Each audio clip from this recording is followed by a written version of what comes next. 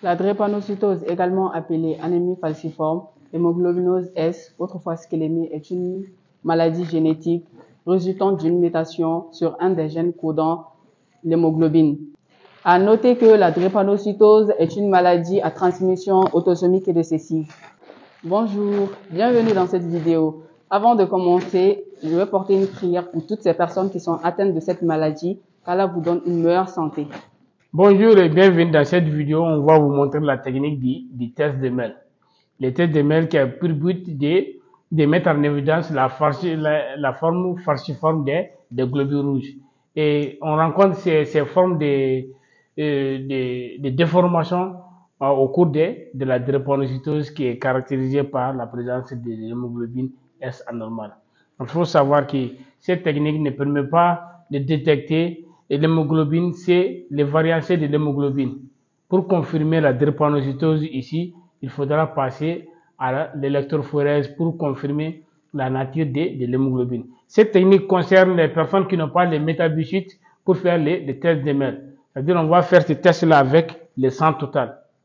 Tout d'abord, vous avez besoin des lames, des lamelles, l'échantillon de sang, ou la bougie qui est là, il faudra le rendre liquide d'abord, liquéfier après. Où vous avez besoin du vernis pour sceller la lame. Ici, vous voyez, voici l'échantillon de sang qui est là. Voilà, il faut toujours prélever sur le tube et EDTA, d'accord? Il faut remuer. Maintenant, avec la pipette, vous numérotez votre échantillon. Numérotez toujours l'échantillon. Vous allez déposer une goutte sur la lame. Maintenant, vous prenez une lamelle.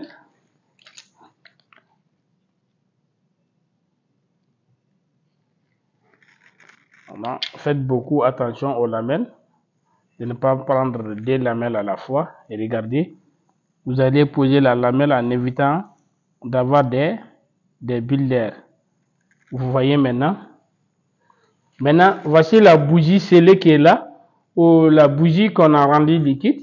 Ou si vous avez du vernis, regardez avec ce coton-tige, je vais mettre comme ça. Regardez les bouts ici, ici aussi. Ici aussi, vous voyez. Maintenant, qu'est-ce que je vais faire? Maintenant que c'est fixé, faites comme ça. Voilà.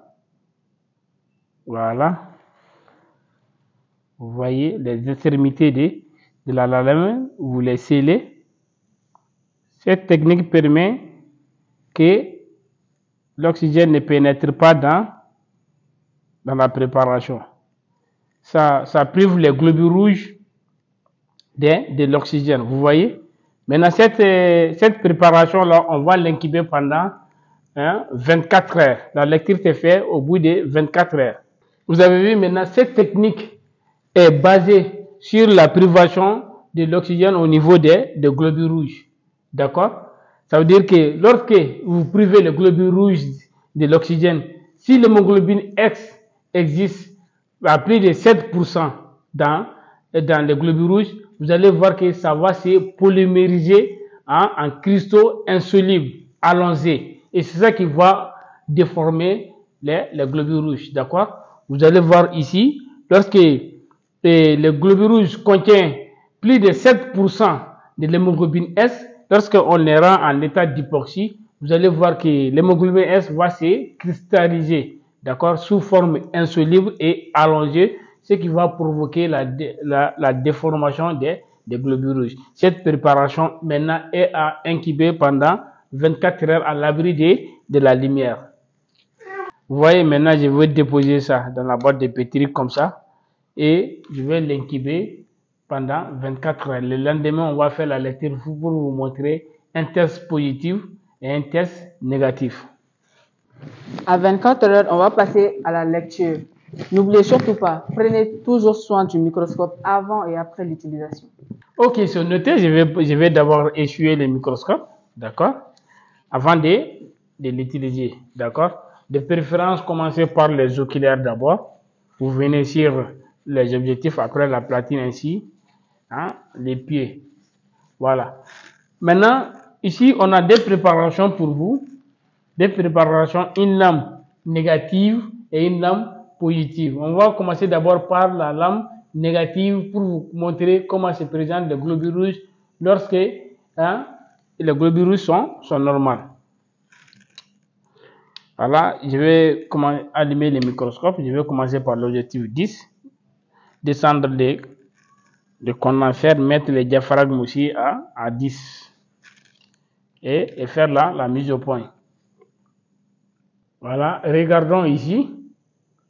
Vous voyez dans ce champ comment se présentent les globules rouges.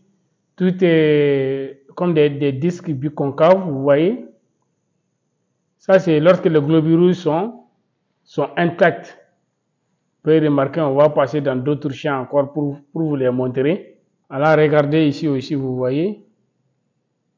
Tout est intact ici. Maintenant, on va passer à la lecture de la lampe positive.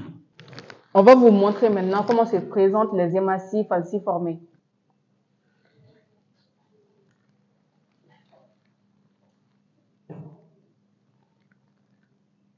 Voilà, regardez dans ce champ, vous voyez tous les hématies, regardez comment sont leurs formes. Regardez, ils sont en forme de fossiles, regardez très bien.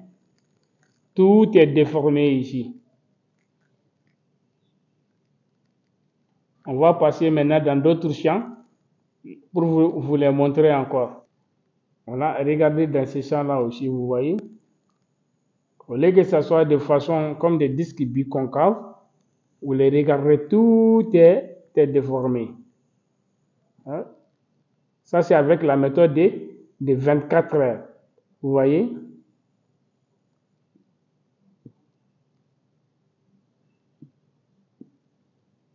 Maintenant, voici à quoi est basé les principes. Quand vous mettez le globule rouge en état d'hypoxie, si l'hémoglobine S existe dans ce globule rouge à plus de 7%, vous allez voir que l'hémoglobine S se polymérise sous forme de cristaux insolubles allongés.